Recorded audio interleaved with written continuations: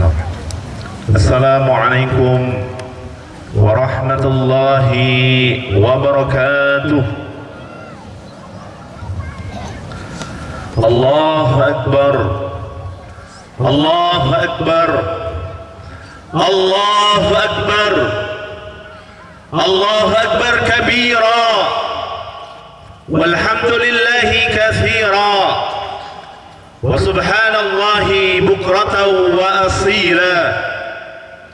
La ilaha illallah wallahu akbar, Allahu akbar, Allahu akbar, Allahu akbar, walillahil hamd.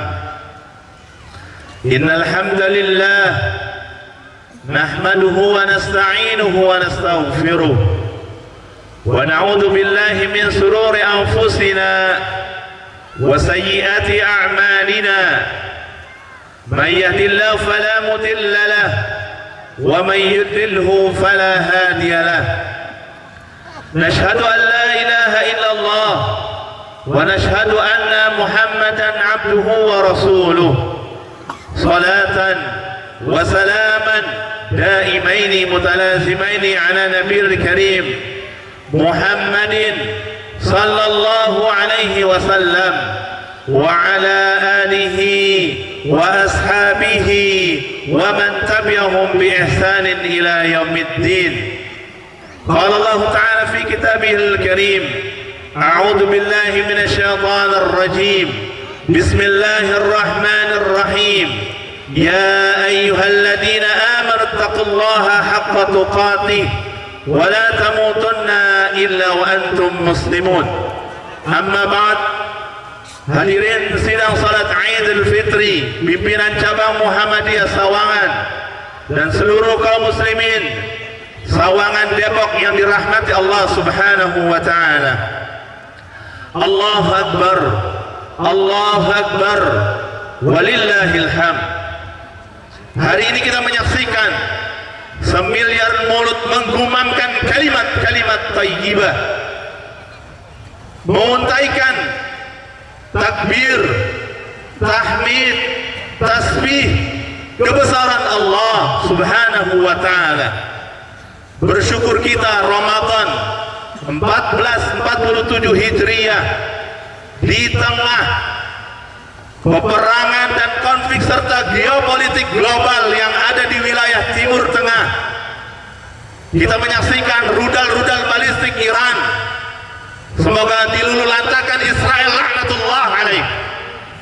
Dan kita doakan hikmah dari ini semua. Semoga negeri Palestina merdeka, takbir. Semoga tanah yang diberkahi benar-benar merdeka di hadapan Allah dan di hadapan manusia. Dan semoga Al-Aqsa, bumi yang diberkahi, tanah para nabi, benar-benar bisa kaum muslimin merasakan ketenangan melakukan ibadah di Masjid Aqsa. Subhanalladzi asra bi'abdihi lailan minal masjidil haram ilal masjidil aqsa alladzi barakna haulah. Semoga Allah berikan kemerdekaan kepada seluruh bangsa Palestina, kaum muslimin di dalamnya. Amin ya Allah ya rabbal alamin. Allahu akbar, Allahu akbar, walillahil hamd. Bersyukur kita yang kedua, Allah hadirkan Ramadan dan Hijriyah. Ketika Allah hadirkan waktu yang Allah berikan kepada kita, itu tidak pernah terikat dan terkait tentang konsep ibadah kita di hadapan Allah Subhanahu wa ta'ala. Syekh Salman Al-Audah di dalam kitab Isyraqat Qur'aniyah fihi syai'un azim. Syekh Abu Bakar Ar-Razzaq di dalam kitab Al-Lataif Al-Ma'ani beliau menyampaikan, hada syahr syahru Rajabin syahrun lizzar'i wa syahru Sya'banin syahrun saqiyun lizzar'i wa syahru Ramadan syahrun hasadun lizzar'i. Dan itulah kenapa doa kita, Allahumma barik lana fi Rajab wa Sya'ban wa balighna Ramadan. Dan itulah kenapa ibu-ibu Aisyah jualan kalender Hijriah, mengedukasi Hijriah di Muhammadiyah, spanduknya, undangannya selalu template dengan Hijriah. Januari sampai Desember nggak ada hubungannya tentang konsep ibadah kita di hadapan Allah Subhanahu wa Ta'ala. Dan itulah kenapa putusan tarjih pimpinan pusat Muhammadiyah menetapkan 1 Ramadan itu terikat dan terkait tentang kewajiban kita puasa ibadah Ramadan. Ketetapan 1 Syawal itu terikat dan terkait zakat fitrah, dan itu rukun Islam. Dan itulah kenapa ditetapkan 1 Dzulhijjah, karena terikat dan terkait dengan 9 Dzulhijjah, dan itu adalah sebuah prosesi al-wuqufu bi Arafah, dan itu rukun dan wajibnya haji. Saya sering menyampaikan di hadapan jamaah, beruntung kita dengan Hijriah, beruntung kita dengan waktu. Allah bersumpah wal fajr, Allah bersumpah wal duha, Allah bersumpah wal laili idza yaghsha, wan nahari idza tajalla, wa ma khalaqat dzakara wal unsa. Januari bapak-bapak, kalender itu apaan?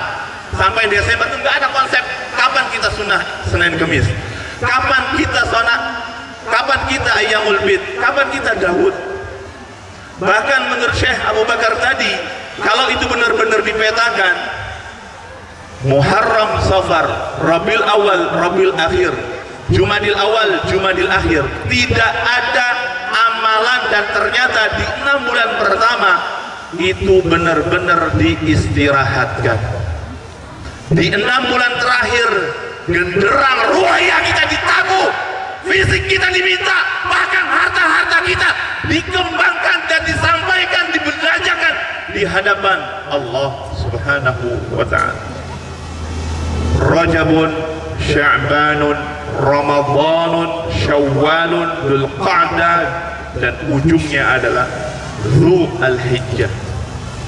Rajab menjadi bagian bulan-bulan yang Allah sucikan. Makanya kita diminta untuk puasa Rajab diperbanyak, menjadi starting pointnya, warming up, pengangkatan ruhiyah kita. Sya'ban menjadi bulan pengangkatan amal. Usama bin Zaid, hadis dari Usama bin Zaid, hada syahr yaghfilun nasu anhu, kata Rasul, ayyujma a'mali ila rabbi azza wa jal wa ana sha'im. Di saat pengangkatan amal-amal di bulan Sya'ban, mudah-mudahan itu saya sedang berpuasa. Ramadan itu ruang terapi malamnya Allah jadikan bapak-bapak, ibu-ibu hadir di masjid, itu charger ruhiyah, didendangkan dengan ayat-ayat bersama imam-imam Allah Subhanahu, bersama imam-imam dengan bacaan ayat-ayat Allah Subhanahu wa Ta'ala. Siangnya makan suatu prosesi autofagi, kelaparan sementara, harta kita diminta untuk dibersihkan, dibelanjakan dengan zakat fitrah, dengan zakat mal, dengan sedekah. Maka jadikan Ramadan kehidupan kita, dan bagaimana meramadan kehidupan kita semua. Nitip Bapak Ibu, man shoma Ramadhana summa atba syitta min Syawal kana kasaumid dahr. Barang siapa yang berpuasa Ramadan diikuti dengan 6 hari, maka ia berpuasa setahun penuh. Kalau 1 hari dilipat gandakan menjadi 10, 30 kita berpuasa di bulan suci Ramadan, 30 kali 10 berapa? 300. 6 hari kita berpuasa di bulan Syawal, 6 kali 10 berapa? Betul nggak? 360 adalah jumlah hari dalam setahun, dan ternyata dahsyat. Dan klimaksnya itu adalah bulan haji. Jadi nggak cek-cek. Kenapa Muhammadiyah undangannya, spanduknya biasanya selalu menempelkan, menggandeng Hijriah, karena akan terikat dan terkait tentang konsep ibadah kita di hadapan Allah Subhanahu wa Ta'ala. Allah Akbar, Allah Akbar, Allah Akbar, walillahil hamd. Hadirin yang dirahmati Allah Subhanahu wa Ta'ala, secara khusus Allah memilih bulan Ramadan sebagai titik tolak turunnya petunjuk Allah bagi seluruh manusia, yaitu Al-Quran. Makanya kenapa saudara-saudara kita menggebu-gebu mencari Lailatul Qadar? Lailatul Qadar, Al-Quran dan Ramadan punya korelasi kuat. Konten-konten yang dikembangkan adalah kemuliaan. Al-Quran disampaikan kepada Nabi mulia Muhammad melalui malaikat mulia Jibril, diturunkan di bulan mulia Ramadan, di malam mulia Lailatul Qadar, dan dengan bahasa mulia. Dua kata dalam surat Al-Qadar, khair salam. Lailatul Qadri khairun min alfi syahr. Di ujungnya salamun, salamun hiya hatta matla'il fajr. Kedua, Al-Baqarah 185, syahrul Ramadan alladzi unzila fihi al-Qur'an hudan linnas wa bayyinatin minal huda wal furqan. Bulan yang Allah sucikan itu di mana diturunkan Al-Qur'an. Punya munasabah kuat, punya korelasi kuat antara Ramadan dan Al-Quran itu sendiri. Al-Quran dengan karakter Al-Karim, Ramadan dengan karakter Karim. Makna Karim itu adalah bukan mulia, terlalu cetek kita pahami. Makna Karim adalah al-jud, dermawan, giving, memberikan banyak inspirasi. Al-Quran memberikan petunjuk disifati huda. Al-Quran memberikan nasihat terbaik disifati mau'izah hasanah. Al-Quran memberikan obat disifati syifa. Al-Quran memberikan peringatan disifati nadhir. Al-Quran memberikan kabar gembira disifati basyir. Karena banyak memberinya, dia tampil mulia. Begitu Ramadan, waktu tidur kita dengan tarawih, lisan kita dengan tilawah, siang kita aktivitas kerja dengan berpuasa. Apa yang terasa? Ketenangan, kebaikan, keberkahan, dan itulah iman. Allah Akbar, Allah Akbar, walillahil hamd. Rahasia di balik ini, mantan Syekh Al-Azhar, Syekh Mahmud Saltut, mantan Grand Syekh Al-Azhar Mesir, menuturkan, karena Al-Quran berfungsi secara kuat untuk mensucikan hati dan meningkatkan kualitas ruh, maka cara kita mensyukurinya harus dengan ibadah yang sepadan dengan nikmat itu dalam makna dan dampaknya, yaitu puasa yang juga berfungsi mensucikan hati, meningkatkan kualitas ruh. Terurai di dalam kitab Al-Islam Aqidatan wa Syari'atan di halaman 111. Allah Akbar, Allah Akbar, walillahil hamd. Hadirin yang dirahmati Allah Subhanahu wa taala, Al-Quran diturunkan oleh Allah untuk memerdekakan manusia dari hukum dan sistem nilai buatan manusia yang zalim, dan mengarahkan mereka untuk tunduk kepada hukum dan sistem nilai ilahi yang benar-benar adil. Dan hasil tadabbur berbagai ayat, mari kita format ulang. Pertama, sebagai nasihat saya, karena saya bersama ahli Quran menghafal Al-Quran, betapa kebaikan, keberkahan dari mulai tajwid, ya. Makanya saya sering banget dengar imam-imam itu suka buang huruf. Inna anzalnahu fi lailatul qadr. Rohnya mana?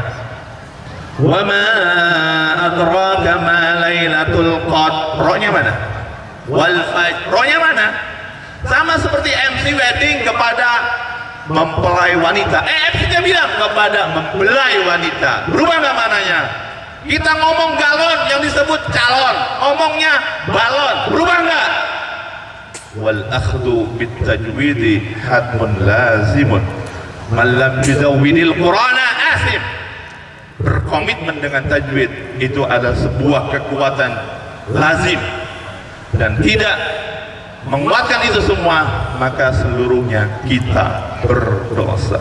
Alhamdulillah dibaca alhamdu, Segala puji tapi pakai hak, kehancuran bagi Allah. Rabbil alamin, Rabbil alamin, Tuhan yang berpenyakit kalau dibaca hamzah.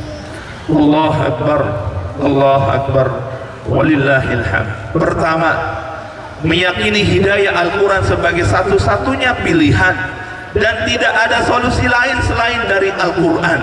Inilah pesan yang diambil dari firman Allah, fa'aina tadhabun. Kenapa selama ini kita kemana? Fa'aina tadhabun, selama ini kita kemana aja bos?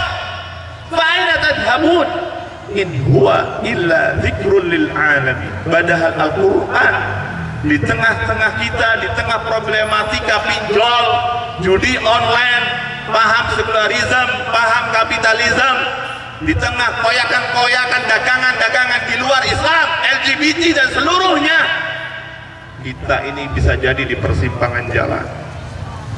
Sedih kaum muslimin tidak menguatkan keberkahan Al-Quran, tidak menguatkan implementasi bersama ayat-ayat Allah, petunjuk-petunjuk Al-Quran. Fa'aina tadhabun, in huwa, padahal dia itu Al-Quran itu dzikrul lil alamin. Allah Akbar, Allah Akbar, walillahil hamd. Apakah kita masih ragu bapak-bapak? Apakah kita masih bimbang di tengah kepungan barang-barang dagangan ideologi-ideologi buatan manusia, kapitalisme, sekularisme, LGBT? Padahal sudah begitu terang dan lengkapnya petunjuk Allah dalam Al-Quran buat kita semua. Sebab Al-Quran tidak lain adalah peringatan dan jalan hidup yang paling baik dan sesuai dengan fitrah manusia. Tentu saja bagi manusia-manusia yang mau menempuh jalan yang lurus ini, dan semoga terapi kita dengan tilawah, khataman kita, dan bagaimana mentadabburinya, bagaimana implementasi dalam kehidupan kita. Apakah kita sudah menjauhkan diri dari ribawi? Atau malah kita asik dengan judi online? Apa kita asik dengan pinjol? Apa kita asik dengan dagangan-dagangan yang Allah tahu, yang ditawarkan kepada kita semua? Atau memang kita benar-benar lagi lunglai menuju Allah Subhanahu wa ta'ala? Kedua, yakini kebenaran Al-Quran dan segala petunjuknya untuk kebaikan kehidupan manusia dan alam semesta. Jangan sampai kita terlambat mengakui kebenaran Al-Quran yang diturunkan oleh Allah hanya dengan membawa kebenaran. Sebab persoalan terbesar yang menghalangi proyek peradaban Allah saat ingin diterapkan adalah ketiadaan iman dan ketidakyakinan orang muslim sendiri ataupun non-muslim bahwa Al-Quran adalah solusi kehidupan yang paripurna, yang integritas, yang komplit, yang syamil wa kamil. Allah katakan, dan kami turunkan Al-Quran itu dengan sebenar-benarnya, dan Al-Quran itu telah turun dengan membawa kebenaran. Allah Akbar, Allah Akbar, walillahil hamd. Ketiga, kembali ayo format ulang diri kita sebagai muslim agar selaras ruhiyah kita, fisik kita, harta kita, pola hidup kita dengan petunjuk dan tuntunan Al-Quran, dan memperbaharui perangkat penerimaan akal kita dan kalbu kita seperti halnya para sahabat Rasulullah saat menerima inspirasi dan aspirasi Al-Quran itu sendiri. Bangsa Arab bapak-bapak sebelum hadirnya Islam itu benar-benar dalam jahiliyah, telah menjalani hidup mereka dengan sistem jahiliyah yang sesat dan kejam. Ketika Muhammad diangkat sebagai Rasul dan Al-Quran diturunkan kepadanya di tengah-tengah mereka, hal itu memunculkan Big Bang, kedahsyatan, kebimbangan, ketidakjelasan arah petunjuknya, dan itu dalam kehidupan mereka. Dengan Al-Quran, Rasul telah mengubah mereka secara radikal hingga ke akar-akarnya dan membentuk mereka dengan celupan yang sangat luar biasa baru. Al-Quran telah melahirkan revolusi akal dan persepsi di tengah mereka, merevolusi mental, perasaan mereka, dan juga merevolusi perilaku kebiasaan mereka. Hal itu terjadi karena mereka membuka akal dan hatinya untuk Al-Quran. Perangkat penerimaan mereka juga berfungsi maksimal karena kesadaran untuk menerimanya dan kebebasan untuk memilih mana yang baik, mana yang buruk, itu semua karena pengaruh Al-Quran yang sudah merasuk di dalam jiwa-jiwa mereka. Para sahabat telah menjadikan Al-Quran sebagai panduan dan pedoman hidup mereka. Dalam setiap aspek kehidupan mereka selalu bersandar, merujuk kepada Al-Quran. Setiap ayat Al-Quran turun yang berisi perintah dan larangan, mereka segera melaksanakan dan mengamalkannya tanpa mengulur-ulur waktu, menunda apalagi ragu-ragu. Itulah yang membuat generasi sahabat merupakan satu-satunya generasi yang istimewa, jil Al-Quran, generasi Qurani. Mereka tidak membaca Al-Quran untuk tujuan intelektual exercise. Jadi bukan sekedar menikmati alunan merdu ayat-ayatnya yang dibacakan atau sekedar menambah besaran volume pahala. Namun ciri khas yang membuat mereka unik adalah mereka konsisten tilawah, tadabbur, dan mengimplementasikan Al-Quran dan diamalkan isinya setelah mereka mendengarnya.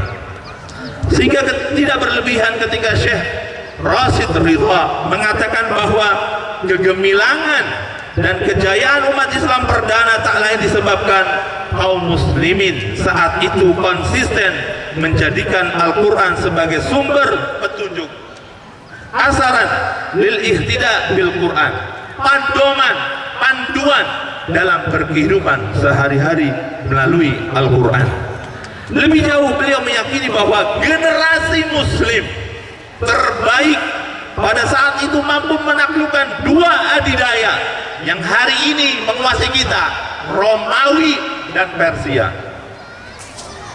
dan memerintah wilayah kekuasaan yang terbentang luas dengan sukses, disebabkan mereka berpaduan kepada Al-Quran sebagai sumber nilai dan hukum yang mengatur semua aspek keduniaan. Pada era jahiliyah, bapak-bapak, ibu sekalian yang dirahmati Allah Subhanahu wa ta'ala, mereka semua mempunyai hobi berat. Apa? Meneguk khamar. Mereka mempunyai hobi berat menegakkan khamar dan menghidangkannya di berbagai jamuan, sampai-sampai ada lebih dari 100 istilah nama bagi khamar yang mereka kenal. Makanya gelasnya kecil kan kalau minum zam-zam. Dia sama seperti kita makan kacang, dikit-dikit, keenakan, keasikan, dan itu menjadi candu mereka. Allah yang maha bijak tahu persis keadaan mereka ini, maka ia mengharamkannya secara bertahap, hingga pada akhirnya turun ayat yang tegas mengharamkannya di dalam surat Al-Maidah. Wahai orang-orang yang beriman, sesungguhnya khamar, berjudi, berkorban untuk berhala, mengundi nasib dengan panah adalah perbuatan syaitan. Maka jauhi perbuatan-perbuatan itu agar kamu mendapat keberuntungan. Setelah semuanya dibuka, iya, khamar itu ada manfaatnya, tapi keburukannya, tidak kebaikannya itu lebih banyak. Turun berikutnya, hei kalian, kalau mau sholat jangan sambil mabuk-mabukan. Proses berikutnya sudah clear, sudah mulai kenal Islam, sudah mulai dihadirkan ayat-ayat Allah. Sesemuanya itu khamar, judi, berhala adalah najis, jauhi.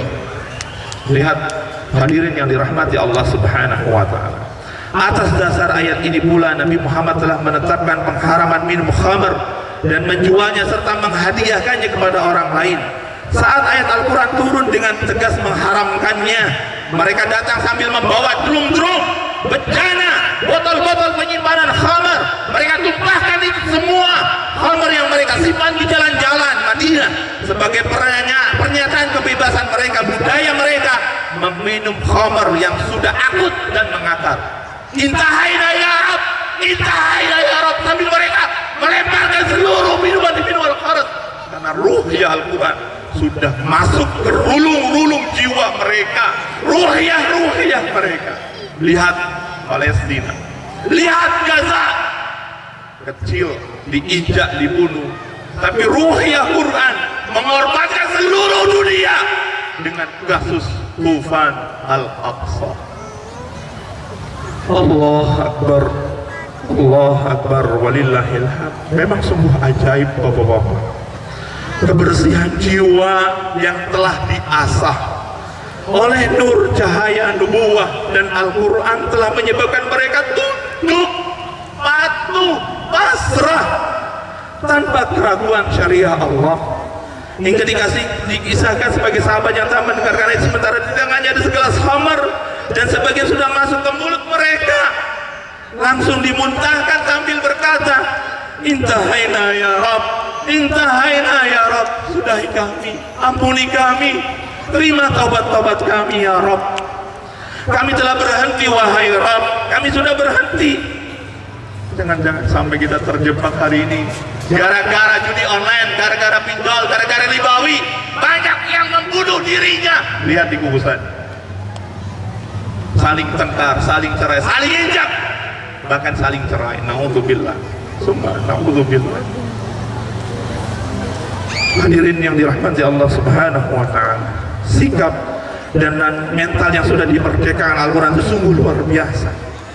Inilah terapinya Ramadan. Lihat bapak-bapak yang duduk hadir di 10 terakhir, apa yang terasa? Ketenangan, kebahagiaan, berdialog bersama kalam-kalam Allah. Saya sibuk ngurusin anak-anak penghafal Al-Quran, seluruhnya hampir ada yang berbeasiswa.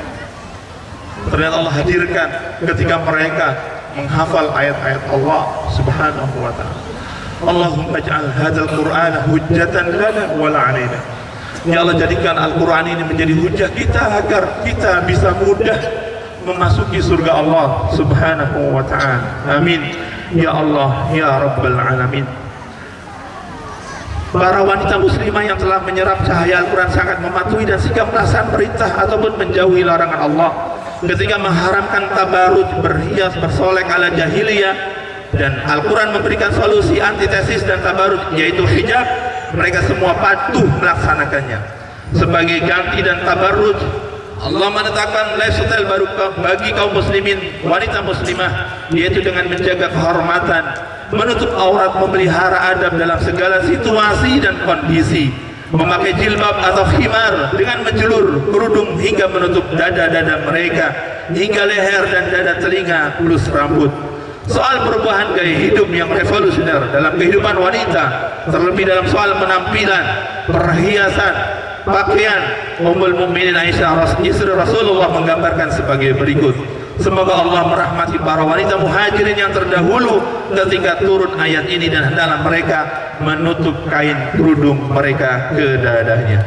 Terakhir, nasihatnya yang keempat, siap dan rela untuk diatur oleh ketetapan Al-Quran dalam seluruh sendi-sendi kehidupan.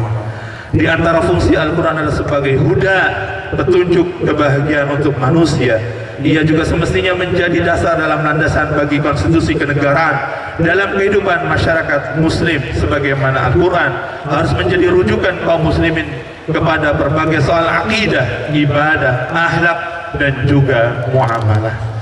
Maka sebagai nasihat terakhir, mari Ramadan yang sudah meninggalkan kita nampaknya sedih, maka mari kita kuatkan ruhiyah kita. Malam-malam kita bangun dengan tilawah, menghidupkan bersama suami, istri kita, anak-anak kita, dan dibiasakan amalan-amalan sunnah bapak-bapak. Senin Kamis dihidupkan halaqah Quran ba'da maghrib, ba'da asar. Jangan kita hanya menyuruh sana ke TPQ, sana ngaji, tapi tidak ada keteladanan. Bagaimana mungkin? Sholat 5 waktu bapak-bapak tetapkan untuk selalu di masjid. Ini ada kajian khusus sebenarnya, ngomongin tentang an-nur, cahaya. Kamishkatin fiha misbah, al-misbahu fi az-zujaja, az-zujajatu ka'annaha kawkabun durriyyun yuqadu min syajaratin mubarakah zaituna la syarqiyyatin wala gharbiyah yakadu zaituha yudhi'u walau lam tamtashu nar. Nurun ala nur, cahaya di atas cahaya. Maka dia lihat apa yang terasa Ramadan, tenang, berkah, bahagia. Kata kuncinya adalah Ramadan. Siap? Siap? Siap insyaallah. Semoga Allah memberkahi kita semua, karena Ramadan menghadirkan maslahat ruhi, maslahat fisik, ruang terapi kita. Kemarin saya iftar bersama Dr. Zaidul Akbar, nggak ada satupun gorengan, nggak ada satupun yang berminyak, ternyata enak, cuma lapar ya. Dan inilah kekuatan Allah, dengan kekuatan ayat-ayat Allah dan sunnah-sunnah Rasul menjadi panduan kehidupan kita dalam sehari-hari. Barakallahu fikum wa jazakumullahu khairal jaza. Mari kita sama-sama berdoa, dan di hari raya Idul Fitri ini mohon para ayah, para suami sampaikan terima kasih kepada istri-istri kita. Sampaikan mohon maaf yang sebesar-besarnya apabila selama ini terlalu banyak kata kasar, belum mampu membimbing. Kuatkan, jangan sampai terjadi perceraian, keamarahan, keemosian. Ada rulung-rulung waktu me time. Ramadan mengajarkan untuk selalu me time bersama Allah, bersama keluarga. Uhillat lakum lailatus siyam, itu ujungnya adalah la'allakum tattaqun. Semoga Allah terima amal-amal ibadah kita semua, amin. Semoga Allah terima amal soleh kita, amin. Tilawah kita, i'tikaf kita, tazkiyah kita, ta'lim kita, tarawih kita, dan kebaikan-kebaikan yang lainnya. Bismillahirrahmanirrahim. Alhamdulillah hamdas syakirin, hamdan na'imin, hamdan yu'afi, ni'amahu kafi mazidah. Ya Rabbana lakal hamdu li jalalika al-karim wa 'ala sultanik. Allahumma ighfir lil muslimin wal muslimat wal mu'minin wal mu'minat al ahya'i minhum al amwat wa natubu ilaih. Rabbana ighfir lana wa li ikhwanina alladhina sabaquna bil iman wa la taj'al fi qulubina ghillan lil ladzina amanu. Rabbana waghfir lana warhamna anta maulana fansurna 'alal qaumil kafirin. Di hari fitri yang mulia ini, ampuni dosa-dosa orang tua kami ya Allah. Ayah kami yang sudah meninggalkan kami, ibu kami yang sudah meninggalkan kami, terangi kuburannya, berikan cahaya iman. Ya Allah, kami rindu untuk bertemu ayah, bertemu bunda yang sudah meninggalkan kami. Ajak seluruhnya bisa bersua kembali di surgamu ya Allah. Ya Rahman, Ya Rahim, ampuni dosa-dosa kami ya Allah. Lisan kami terlalu banyak kata-kata kasar kepada istri kami, kepada anak-anak kami ya Allah. Ya Rahman, Ya Rahim, jadikanlah kami punya hati dan jiwa yang lemah lembut, memberikan kebaikan-kebaikan, dan jangan sampai materi, uang itu mengajak mereka tercelup dengan jilatan api neraka ya Allah. Ya Rahman, Ya Rahim, ampuni kami dosa-dosa kami ya Allah.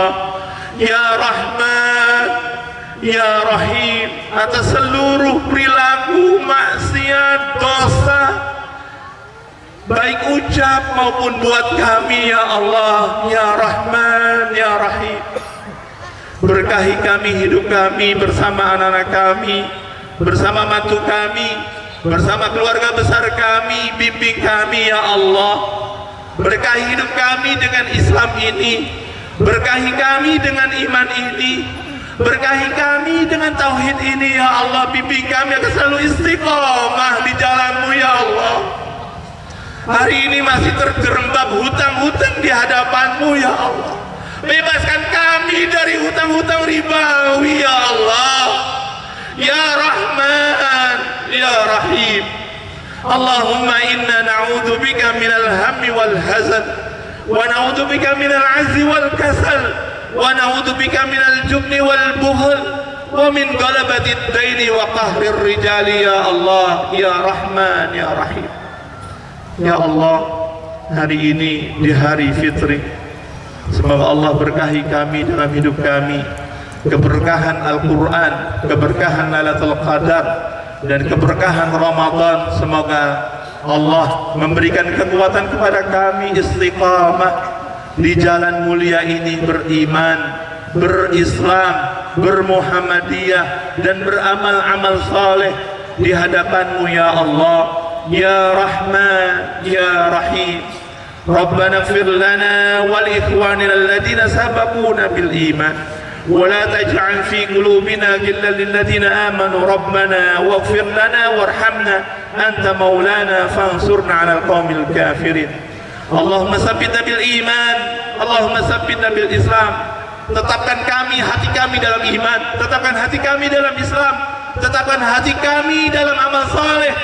Dan Allah, semoga Allah berikan kami, berkahi kami, rezeki kami husnul khatimah, amin. Allahumma arzuqna bi husnil khatimah, Allahumma arzuqna bi husnil khatimah ya Allah, ya Rahman ya Rahim. Rabbana hab lana min azwajina wa dhurriyyatina qurrata a'yun waj'alna lil muttaqina imama. Rabbana taqabbal minna salatana wa siyamana wa qiyamana wa ruku'ana wa sujudana wa tammim taqsirana ya Allah. Rabbana taqabbal minna du'aana wa hajatana ya Allah. Rabbana atina fid dunya hasanah wa fil akhirati hasanah wa qina adzaban nar. Walhamdulillahi rabbil alamin. Atas nama pimpinan daerah Muhammadiyah dan saya pribadi memohon maaf lahir batin dan selamat. Taqabbalallahu minna wa minkum taqabbal ya karim. Siyamana wa siyamakum minal aidin wal faidin. Syukran lakum wa akhiran. Assalamualaikum warahmatullahi wabarakatuh.